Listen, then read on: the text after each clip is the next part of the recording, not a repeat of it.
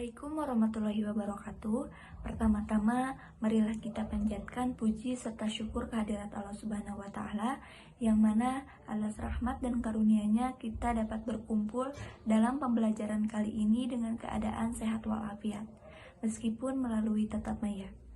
Salawat dan salam semoga terlimpah curahkan kepada Nabi kita, Nabi besar Muhammad Sallallahu Alaihi Wasallam.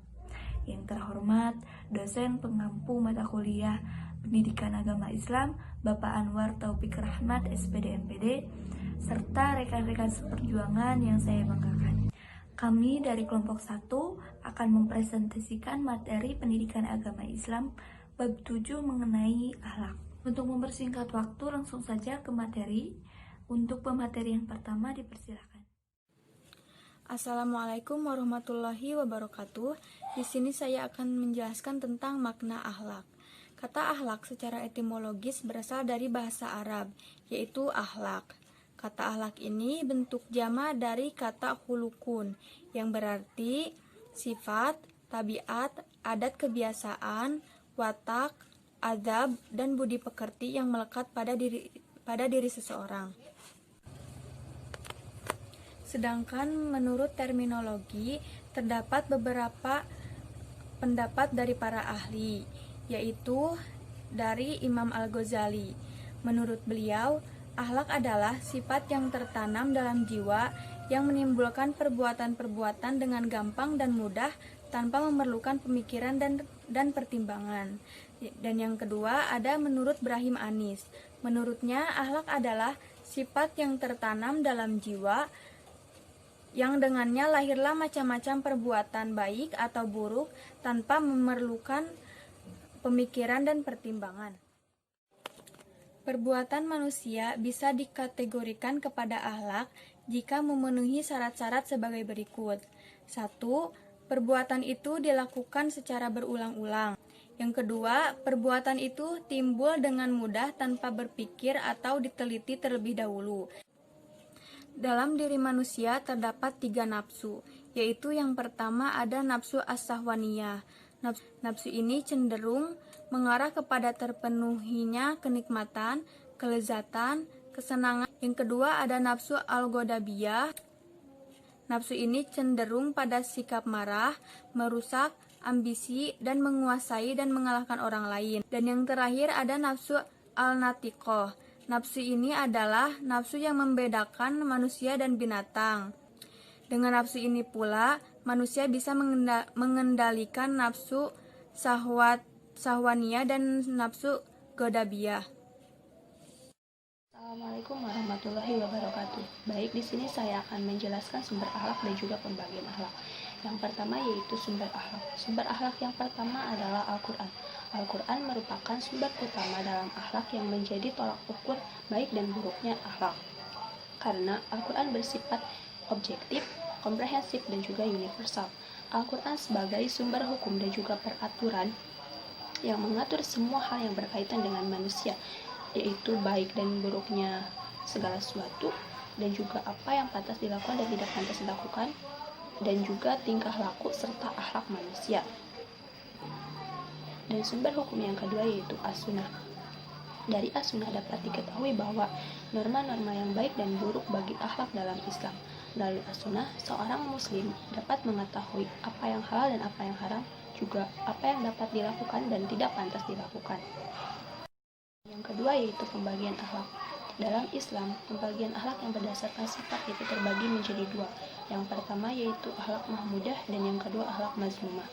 Yang pertama yaitu akhlak mahmudah adalah akhlak yang terpuji atau akhlak yang baik. Yang termasuk akhlak mahmudah yang pertama yaitu sabar, yang kedua ikhlas, yang ketiga jujur, yang keempat pemaaf, yang kelima pemurah, dan yang keenam adalah menepati janji. Yang terakhir adalah akhlak mazmumah. Akhlak mazmumah adalah akhlak yang tercela atau akhlak yang buruk. Yang termasuk ke dalam akhlak mazmumah yang pertama itu riya, yang kedua sum'ah, yang ketiga. Assalamualaikum warahmatullahi wabarakatuh. Ini dalil tentang akhlak. Nah, sudah kita ketahui bahwasannya akhlak atau perilaku itu penting untuk dipelajari dan diamalkan dalam kehidupan sehari-hari. Terdapat dalil di dalam Al-Quran yang berbunyi, A'udzu billahi minasyaitonir rajim. Bismillahirrahmanirrahim. Wa innaka la'ala khuluqin 'adim. Yang artinya, dan sesungguhnya kamu benar-benar berbudi pekerti yang agung. Quran Surat Al-Qalam ayat 4 yang terdapat di dalam juz 68. Pesan yang terkandung di dalam surat Al-Qalam ayat 4 ini bahwasannya Nabi Muhammad SAW memiliki akhlak atau budi pekerti yang sangat mulia. Diriwayatkan oleh Ibnu Majah nomor 4171 yang berbunyi, Bismillahirrahmanirrahim. Hadasana Ismail bin Abdullah Rokiyu hadasana Isa bin Yunus an Muawiyah bin Yahya an Juhriyi an An-Nasin qala Rasulullah sallallahu alaihi wasallam inna likulli dinin khuluqan wa khuluqul islami hayai. Yang artinya telah menceritakan kepada kami Ismail bin Abdullah Ar-Raqi telah menceritakan kepada kami Isa bin Yunus dari Muawiyah bin Yahya dari Az-Zuhri dari An-Nas, dia berkata, Rasulullah Shallallahu Alaihi Wasallam bersabda, sesungguhnya setiap agama itu memiliki etika, sedangkan akhlak atau etika Islam adalah rasa malu. Ayat Al-Quran dan hadis ini bahwasanya kita sebagai umat Nabi Muhammad Shallallahu Alaihi Wasallam untuk memiliki akhlak yang baik dalam segala aspek kehidupan, baik lahir maupun batin, untuk meraih kebahagiaan hidup di dunia dan di akhirat. Sekian. Assalamualaikum warahmatullahi wabarakatuh. Implementasi akhlak. Akhlak memiliki ruang lingkup yang sangat luas. Karena mencangkup semua aspek kehidupan, maka sudah sepatutnya kita selaku orang yang beriman untuk bisa mengimplementasikan akhlak mulia di kehidupan sehari-hari, yang mana diwujudkan dalam perkataan dan perbuatan. Yang pertama, cara mengimplementasikan akhlak terhadap Allah Subhanahu wa Ta'ala, yang di dalamnya terkandung nilai-nilai akhlak kepada Allah yang mana harus kita terapkan nilai khusyuk, ikhlas, sabar, syukur, tawakal, dan doa. Adapun yang kedua, yaitu akhlak terhadap diri sendiri, yang mana di dalam Islam manusia diajarkan untuk menjaga diri baik jasmani maupun rohani, yang termasuk pada akhlak diri sendiri, yaitu menjaga diri dari menahan pandangan dan memelihara kemaluan. Assalamualaikum warahmatullahi wabarakatuh. Selanjutnya adalah implementasi akhlak terhadap keluarga, di mana kita sebagai seorang anak harus menghargai, menghormati, menyayangi kedua orang tua kita, dan mematuhi segala perintahnya, karena itu merupakan salah satu cara untuk membalas jasa kedua orang tua kita yang tak terhingga. Begitu pula orang tua yang memiliki kewajiban untuk mendidik anaknya supaya menjadi baik. Selanjutnya adalah akhlak terhadap tetangga atau masyarakat. Kita sebagai manusia adalah makhluk sosial yang tidak bisa hidup sendiri, pasti memerlukan bantuan dari orang lain. Contohnya seperti saling tolong-menolong jika tetangga kesusahan. Selanjutnya ada akhlak terhadap lingkungan, di mana lingkungan adalah segala sesuatu yang ada di sekitar kita seperti hewan, tumbuhan, benda-benda mati yang perlu kita jaga, karena di Al-Quran sendiri dianjurkan kita untuk berakhlak kepada lingkungan, yaitu tidak merusak lingkungan. Assalamualaikum warahmatullahi wabarakatuh. Saya akan menjelaskan tentang indikator manusia berakhlak.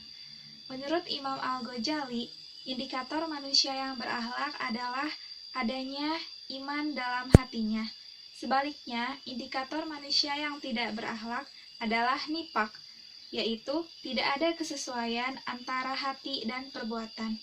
Imam Al-Ghazali juga mengatakan ada beberapa tanda manusia yang berakhlak. Di antaranya, khusyuk ketika melaksanakan sholat, berpaling dari perbuatan yang tidak baik, tidak berguna, dan tidak ada faedahnya, serta mengabdi hanya kepada Allah Subhanahu wa Ta'ala. Sekian dan yang dapat kami sampaikan, mudah-mudahan dapat bermanfaat bagi kita semua. Mohon maaf atas segala kekurangan. Terima kasih atas perhatiannya. Wabillahi taufiq wal hidayah. Wassalamualaikum warahmatullahi wabarakatuh.